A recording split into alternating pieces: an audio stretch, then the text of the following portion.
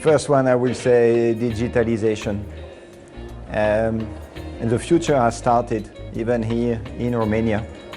I think, digital tools give us a tremendous ability to provide farmers with more information about their environment, the quality of their soil, the climate.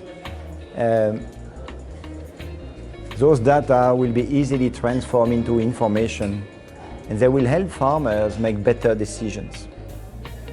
As a consequence, farmers will be able to better use technologies. I think the future of farming is not about more technology, it's about more innovation. And digitalization is a revolution that has started. Second thing is consumers. Consumers will have a profound influence on agriculture.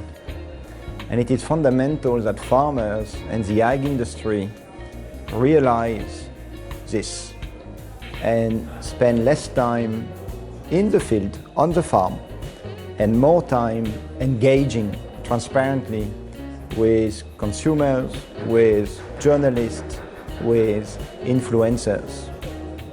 Everybody has to realize that although food is mainly purchased from a supermarket, it will continue to be produced in a farm.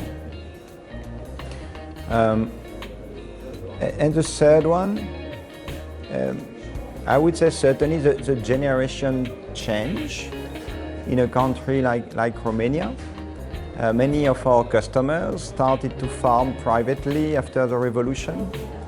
They've been successful with agriculture, and I'm very pleased to see that the next generation is ready to take on the farm, and I think the next generation will be more acutely aware of the needs of consumers, because the next generation has one foot in the city and one foot on the countryside, and they are digital natives, and the transition toward digital tools will be faster.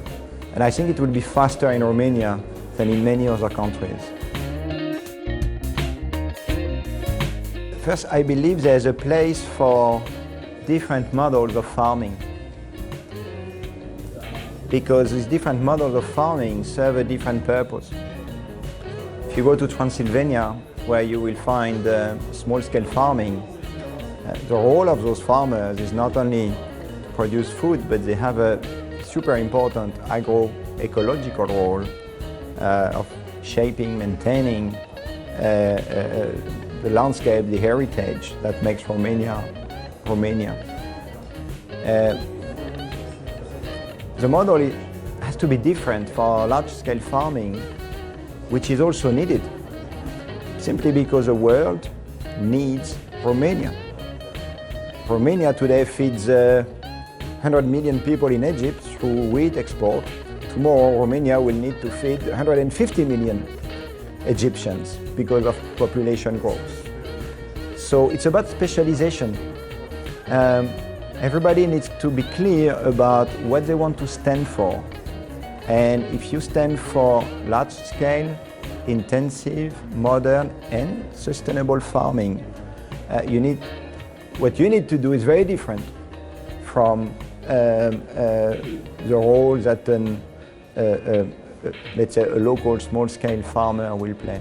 But I really want to insist there has to be room for both, be it organic, conventional, conservation agriculture, small-scale, large-scale. The diversity makes me love it at least. I hope you can see the smile on my face. I want to thank you for that. It's a tremendous opportunity, and it forces companies like us to think differently. Today I was on a panel with a chef, with a blogger, with a food delivery company, with a farmer, and we all realize that we're part of the global food supply chain.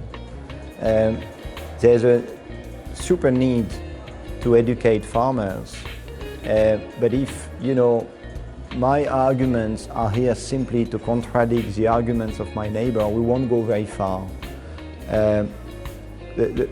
There's so much contradictory information available today in the market that consumers are confused.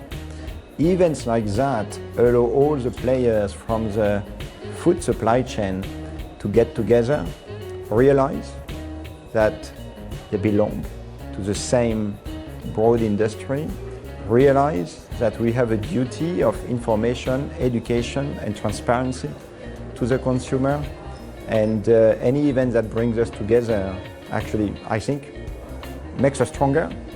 It's good for us, it's good for consumers, it's good for the planet.